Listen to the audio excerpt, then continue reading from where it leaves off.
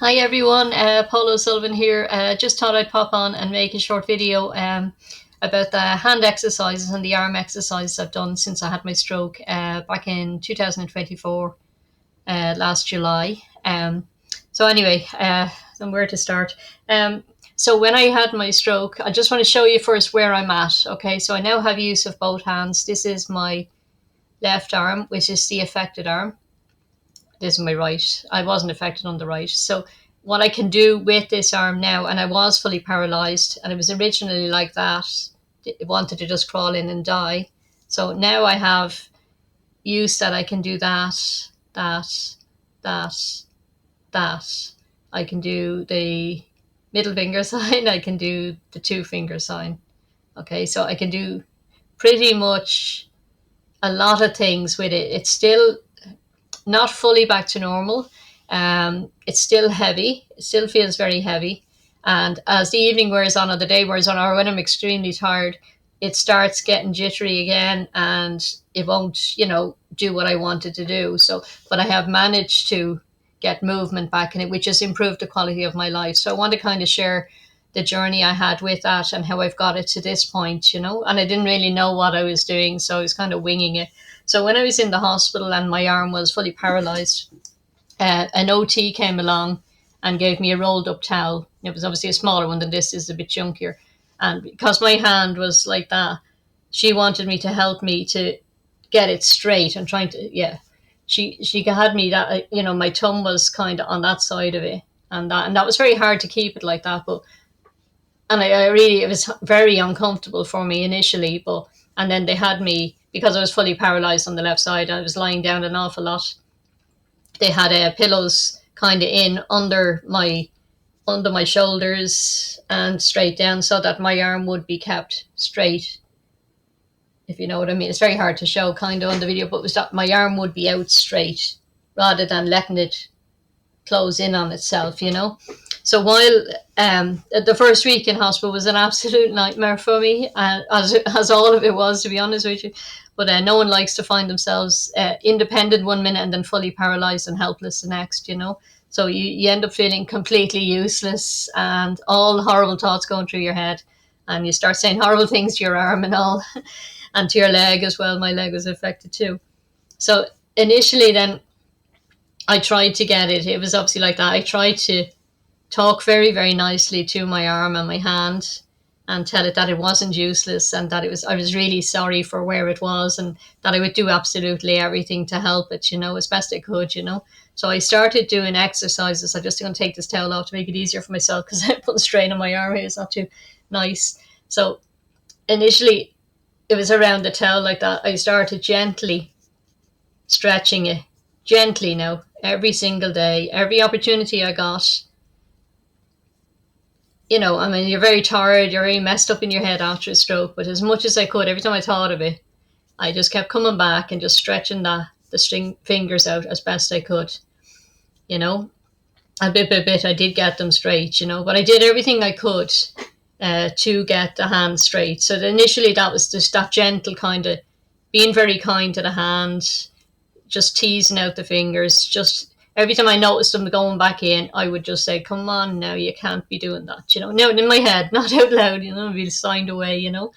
Um, so I was doing that with my hand initially. The first thing I managed to do then with it that I can remember, because I kept trying, the OTs and physio kept saying, just keep trying, just trying to just get the hand straight first. And then as I started getting that, I was able to kind of push it around things. So they kept saying to me, try and do this, try and do that. And it was exhausting, you know what I mean? You just feel defeated and that you never be able to get anywhere with it. But I just kept trying little by little. I think the first thing, from what I remember now back then, the first thing I managed to do was get a grasp on was I got my fingers like that. I kind of grasped around a sugar sachet because I was a sugar addict at the time. I'm not now. And I managed to actually tear. That took me ages, but I managed to tear a sugar sachet open, and that was a big win for me that day. So I started setting little goals. That encouraged me then to set little goals. With what could I do. And I used to have little bottles of water Lucas had brought into the hospital for me. So the physios and the OTs were, encouraging me to try and, you know, get the top off it, or to to hold my hand around the bottle, and sometimes they'd get me to roll the bottle kind of forward and back, and it was all different things to try and get the hand straight. Sometimes they'd have a duster, and you'd have to roll it along a table or something as straight as you could. Sometimes you'd have to be pressing it down like that to keep it straight, because again, it just wants to curl back up. So it was all these exercises I did, was to stretch out the arm as much as you can, to try and, there was a little table in the hospital that you sit and have your meals. They'd have it either over your bed. I always got them to get me to sit up for my meals, and I would try and stretch out and grab as best I could the edge of that table. So they encouraged me to keep stretching the arm out to stop it going back up. So I continued to do that myself. Then the next thing I remember was, toothpaste tubes and stuff like that, trying to flip them either open or take the tube off, or sometimes I had bottles with a flip top. All this I kept trying to just try, and I couldn't lift my arm. So I would lift with my non-affected arm, I would lift and then try and shape it around stuff, just to get muscle memory back into the hands, back into the fingers. So I did that. I started getting progress with that. It wasn't brilliant, but I started doing it. And then the next thing was the Sarah Steady. I couldn't grasp the Sarah Steady. My hand would just keep drop. So the physios and OT encouraged me to, lift with the non-affected arm and put it around the Sarah Steady handle, and then to squeeze the fingers around it into place and try and encourage strength in there to grasp. And bit by bit, I got that. Then I was in the hospital 3.5 weeks. I started being able to somewhat pull my hand up, and I'd pull it up with the rest, and then I was able to get a good grasp. That started happening for me. So bit by bit I started doing these things, and then my family put a playlist together for me on YouTube, and they put some of my favorite. I love 1990s house music, dance music. I love moving to the beat, even if it was only in the kitchen. That was before the stroke. But that they put that on. I have a device. It's a gooseneck device that you can use your phone. You put your phone into it, and you can use it with one hand. And I had that attached to the table in the hospital. And every morning after the breakfasts and bloods and all the rest, if there was no physios or OTs coming around for a little bit, I would put headphones on. I had a pair that I could pull on with one hand. I had earbuds as well as another option. And I could they had it set up, YouTube set up for me with a one-touch thing that I could just go straight into a playlist. And I was able to play all this music, and I started grabbing my affected arm with my non-affected arm and pulling it up. And then I started moving in time to music. It was hard. I wasn't able to get it this high, but obviously I'm just trying to show you for the video here what I started doing. And then gradually then, because it was still like that, I said, well, while it's like that, I tried to just interweave, and then I had it, it couldn't lift by itself, but I could lift it with the other arm, so I started building muscle memory that way. So I'd be listening to music and trying to, move it in time to the beat, doing all that kind of stuff. It took me ages now to do this, and it still hurts. That still hurts my arm. But then bit by bit, I was doing all this kind of, just what could I, stretching it out in front, anything I could think of that would be in time to the music, I did.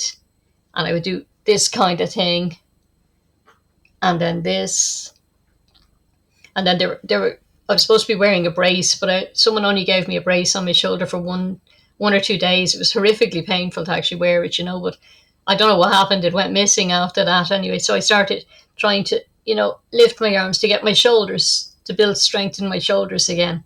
So I started doing all that, and then, as I got a bit of energy, I started moving in time to the music and that, and then gradually, bit by bit, this has been a long haul. It's a year doing this every single day, never missed. Initially it would be 1 or 2 minutes, it was all I could bear, and I gradually built myself up to about 10 minutes a day.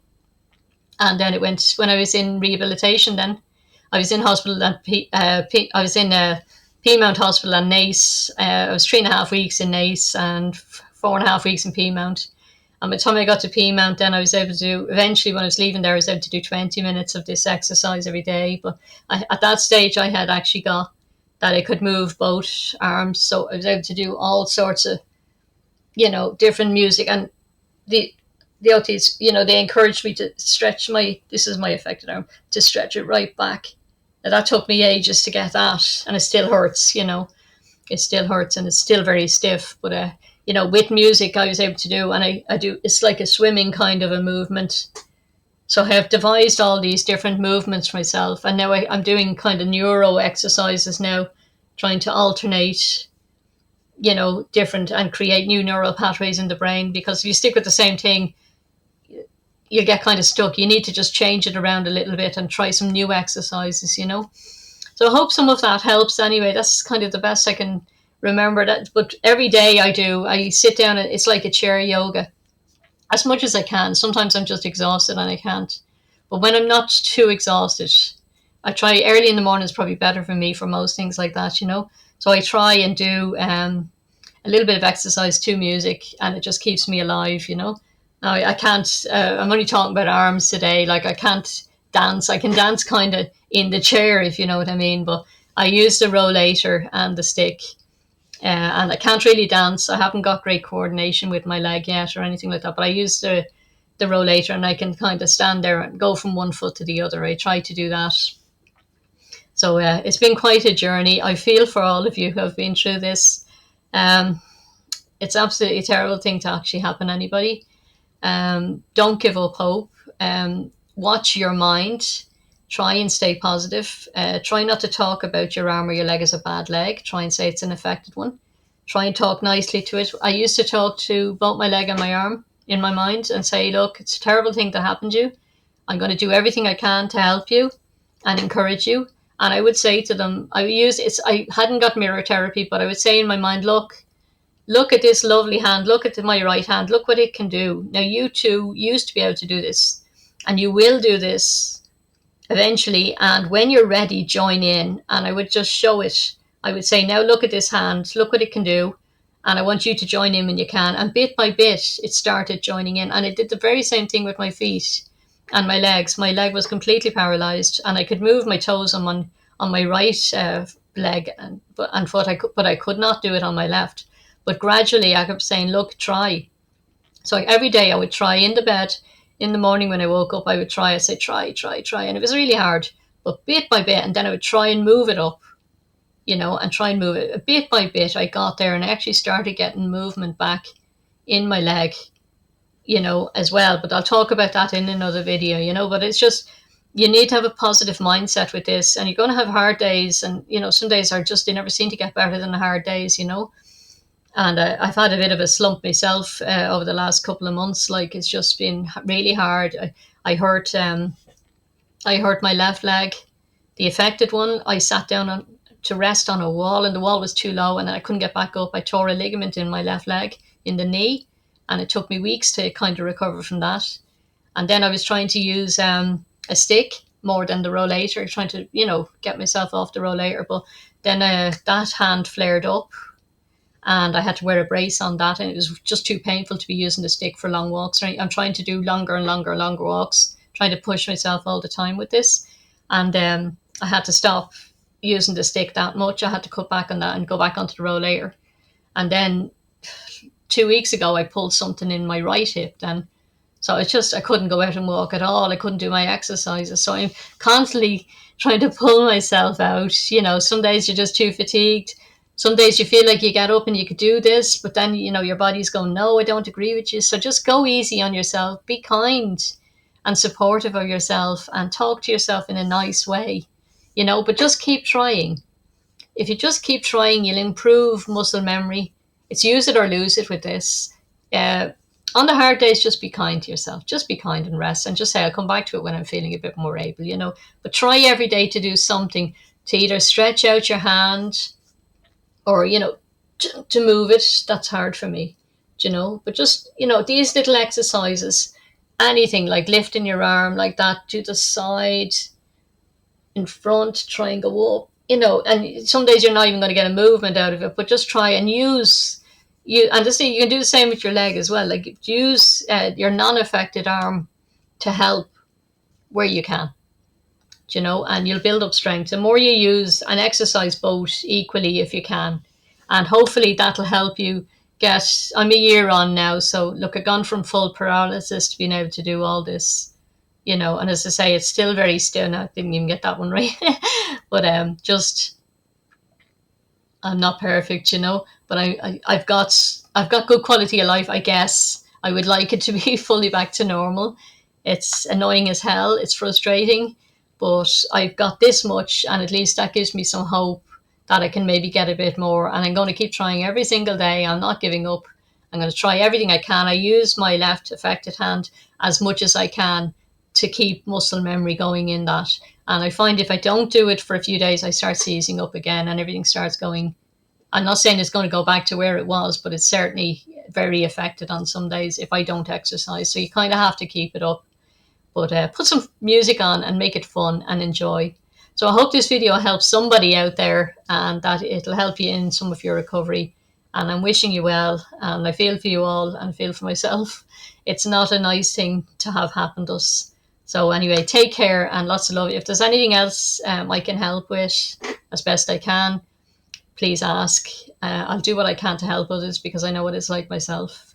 So wishing you a blessed day and the best of luck in all of your recoveries and everything like that. All right, take care. Bye now. Bye.